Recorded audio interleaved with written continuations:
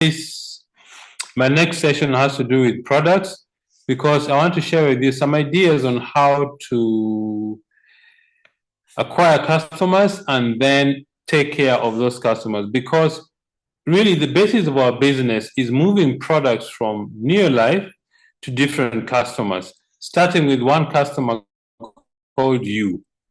So just give me a moment to share the screen with you. Sorry. Current slide. Okay. So I want to share with you a few ideas on retailing. Retailing products simply means building a customer base and supplying or giving products to your customers. What is the basis of retail? Let me backtrack a little bit. The basis of our business is moving products from near life to different consumers, moving the products from the near life warehouses or stores to different households for people to use them. That is really what our business is. And we use mouth advertisement by word of mouth. That is the most powerful method of advertising our products. So how do you retail products, or how do you sell products, or how do you recommend products to your friends, relatives, and neighbors? One of the things that I have learned is that sometimes when you meet prospects and you tell them about this business, the first thing they ask you, am I going to sell products? You see, I find that this question really knocks down both distributors and people don't want anything to do with selling. But what they don't realize that every single day we are selling something. Either we are selling our idea, we are selling services. If you're a doctor, you're selling your medical knowledge. If you're an engineer, you're selling engineering skills. Every single day we are selling something. So it's important for us to give good meaning to the word selling. Selling simply means you get somebody to agree for you to provide them with something, a product or a service. Okay, so retailing products simply means you get the products from near life to different users. What are the most important things that you need to do to be able to sell products effectively or retail products? Number one is product knowledge. You need to know what the products do. I think Betty has done a very good session on some of the products. I mean, if you meet somebody with diabetes, the first thing that should occur in your mind is, this person needs botanical balance. If you meet somebody with high blood pressure, immediately you need to know this person needs a lipotropic agent, omega-3 salmon plus. If you meet somebody with arthritis, you need to know immediately, if it's rheumatoid arthritis, this person needs something related to their immune system. They need omega-3 to reduce inflammation. If they have got osteoarthritis, CalMag, full motion, omega-3. So once you know the products, the next thing that you need to do to retail products effectively is listening to people, listening to customers. I have learned that listening is not an easy thing to master. We talk about listening all the time. But I think one of the reasons why we are afraid of listening to people is because we may change our thinking or our ideas. So listening is a skill. Listening simply means you pay attention to what the person is saying. Also pay attention to what they are not saying, their body language, so that you can understand really what they are talking about. So having product knowledge, listening to what customers are telling you or what people are telling you. For example, let me say you do a business or you work at an office or you're in a family gathering and one of your relatives, cousins, friends, whatever it is, tells you, you know, my mom has had diabetes for a long time and she's really been struggling. Recently, she started using insulin. Before you start telling her about botanical balance, take time to listen to the whole story. Asking questions. Oh, by the way, when did it start? How is she coping? Is she using insulin? is her diet restricted? Ask as many questions as possible so that the person you're speaking to actually realize that you're listening to what they're telling you. And then you say, by the way, there's something I want to recommend to you. There are natural products that we distribute from the business I do. Try something called botanical balance. I think it will be able to help. That is how we recommend or retail products. But once you sold the products to a customer, the next thing is to keep in touch with your customer. Keeping in touch means, let me say you sold a product on a Saturday or a Sunday or a Monday. By the end of the week, on Thursday or Friday, call your customers and ask, oh, by the way, you've used the products for a few days. How is it going? The reason you do that is so that your customer knows that you actually care about how their life is or their health or their situation, and it keeps you in touch with your prospect or your customer. So it's very important for you to keep in touch with your customer. Because when the customer wants to spend money and you've been keeping in touch, then know that you're going to be the first person they think about. Building on that is get to know your customers. Getting to know your customers simply means you know their life situations, you know something about their family. The more you know about the person, the better you become at building. Excuse me. You become good at building good relationship with your customer. So follow those few things. You will find that you'll be able to recommend or sell products to your customers very effectively. Have product knowledge, that is, know exactly what the what the products do. 2, listening to your customers, that will give you an opening to recommend our products. Number 3, once you've sold the products, keep in touch with your customers. And number 4, get to know your customers. Now let's talk about something about customer support. What do I mean by customer support? Customer support simply means that when a customer buys from you, they need to feel the full value of your services, not only your products, but also the relationship we build with your customers. Customer support means that when your customer spends money buying your products, they need to have a positive experience from the transaction. A few things I want to recommend is enthusiasm and kindness. You see, these things cost you no money at all, but it builds good relationship with your customer. Kindness is not something, I would think that kindness is something that's rare. If you treat your customers with enthusiasm and kindness, they will notice. Ask questions and listen to customers. What you're doing, you're building, let me say if you're a director or whatever level you have reached, you've got 30, 40, 50 active distributors. If each distributor takes very good care of 5 to 8 customers, you have more than 200 or more satisfied people using our products. This afternoon, I was speaking to a prospect, and they told me they've used our products before. And the one thing they really find is that our products are excellent. If they're going to use any products, the products they would recommend to somebody else are Neolife products. And that comes from the quality of our products, but also the quality of the relationship they have with the person who sold them the products. So ask questions and listen to your customers. The next thing is have a very simple record keeping system.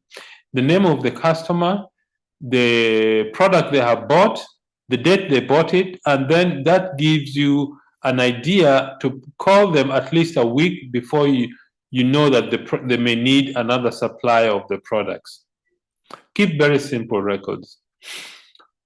The next thing is literature. I remember Alta Bolton used to train us on retailing products, and she had a very simple saying: where literature flows, products flow.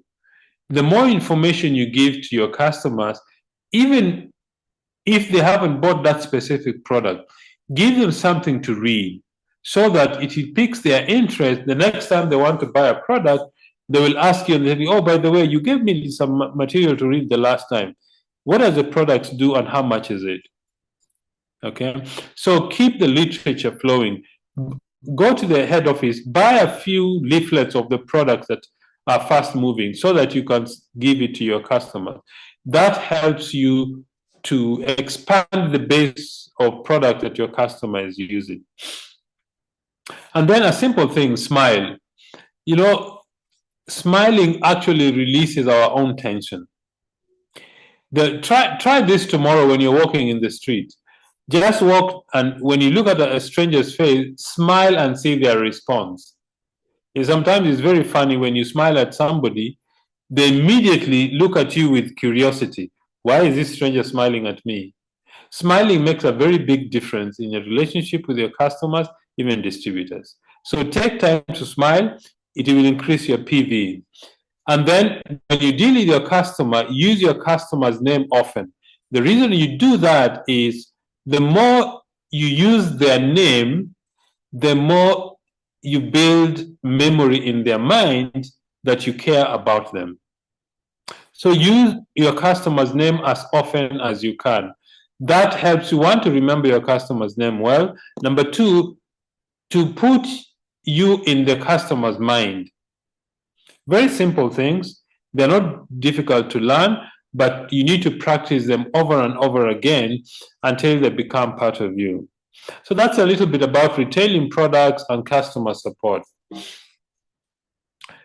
The next thing I want to discuss with you is, this is something that I think almost everybody in our business goes through: disappointment. Maybe by a show of hands, how many people in this training session have been disappointed the last 1 week?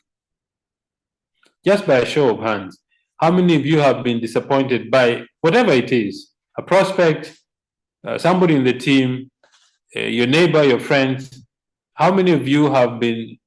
You see, it looks like if I can open the whole screen, it looks like everybody is raising their hand that in the last 1 week or in the last, I don't know how many days, you have had some disappointment, either from your friends, from your family members. I mean, when Betty and I started the business, I remember one of the first people I invited for the meeting. He came for the meeting, and after the meeting, he told me, he said, "Pascal, you're an engineer and you're selling soap." I was so devastated because I didn't know how to deal with it.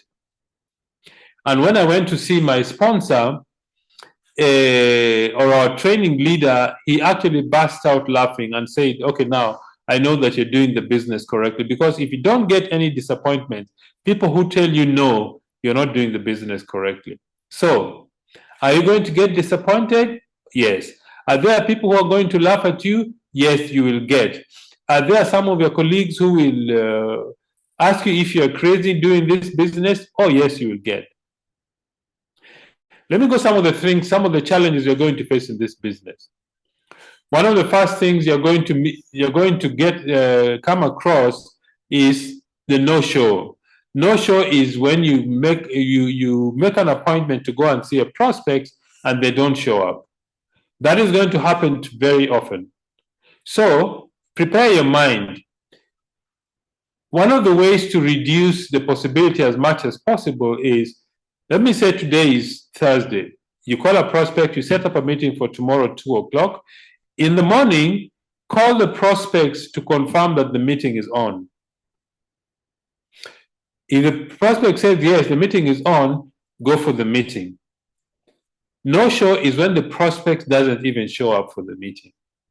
And sometimes when you call them, they will apologize and say, "I'm sorry, I couldn't come for them," whatever it is.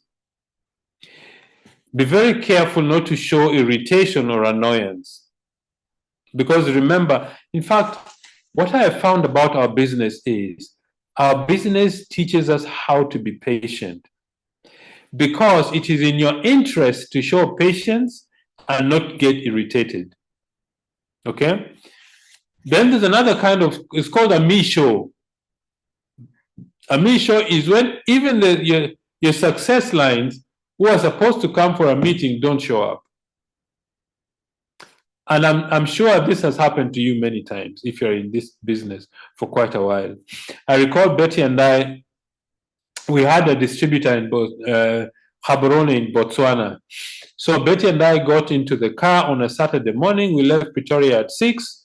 We got to the border between South Africa and Botswana at 9:30. The meeting was at 10:30. So between the border and the main town is about 15 minutes drive. So we crossed the border, we went, and our distributor was nowhere to be found. We called the distributor Mteja. Mteja, for those who don't know Swahili, is you call the person and you get a voicemail that the owner of the phone is not available. So Betty and I went to restaurants, had breakfast or had something to eat, got into the car, and came back. That is the nature of our business. There are many situations where we went for meetings, nobody shows up. But the thing that I was always, I think Johannes and Hansi always told us is, when you go on stage as a new director, as a new Sapphire director, as a new Ruby director, as a president team member, do you think you're going to remember all those people who told you no or never showed up for the meeting? No, you don't remember such things. So just be sure that this may happen to you. Number 3, you're going to face negative talks, either from yourself, from your friends, negatives in social media. This is likely to happen. Friends, I want to really put this point across very, maybe strongly is not the correct word. Strongly maybe is the right word. Negative talk. I was reading this afternoon. There's a Japanese scientist in 1994, Dr. Masaru Emoto. Dr. Masaru Emoto did an experiment. He took several bottles of water, and then those bottles of water, he said something very positive to the bottles. In fact, he got a group of students to put very positive intention to those bottles of water. He took another set of bottles of water, and then they put the waters on the table, and he asked the students to ignore these bottles of water and say nothing to the bottles of water. And the first one is very negative information: anger, resentment, hatred. The second set of bottles of water, they ignored. The third set of water, they expressed love and intention and affection for the bottles of water. Then he froze those bottles of water and put them under a microscope. The bottles of water which they ignored and said very angry and negative things had a very amorphous structure. The bottle of water which they expressed love and affection was very crystalline and clear water. Then he did another experiment with rice. He took a bottle of rice. One, he expressed positive things, affection, love. Another one, to ignore the rice. And the last one, to express anger, hatred. The one that they showed hatred, the rice actually started rotting. What does that tell you? That the power of our intention and the power of our thoughts are very, very, very serious. So I would suggest to you is every day, take 15 minutes of complete silence and listen to your thoughts. Take 15 minutes of complete silence and listen to your thoughts. Listen to the thoughts that you've allowed to go through your mind during the day, either from other people, from the friends you meet, from social media, from your own negative self-talk. Be aware of the kind of talk that you have in your mind. because it will determine whether you're happy or not. By the way, our body is 70% water. So if you have negative thoughts, you are affecting your body physically. I found this really astounding. The opposite is also true. If you have positive thoughts, if you always have positive intention, your physical health will improve, you'll achieve your goals much faster. Another challenge that people you're going to have is your upline is not available. I mean, Betty and I started the business and our sponsor quit the business within 8 months. Did we complain? We look for somebody upline to help us grow the business. So I would suggest this to you. Take full responsibility of your business. Take full responsibility. Another challenge you're going to encounter when customers complain about price, some of them complain about the service, some of them you buy the product, they change their mind. All these things are going to happen to you in the business. It has happened to Betty and myself. All right? Take everything in your stride. Just say this is part of the business growth. Some customers are good, some customers are not good. Some people in the business are kind, some people are not. All right? A few ideas on how to discipline your disappointment or to build a positive attitude. Number one, pay attention to your goals and dreams. Have them written down somewhere, read them every day. Number two, engage in income producing activities daily. Your daily method of operation.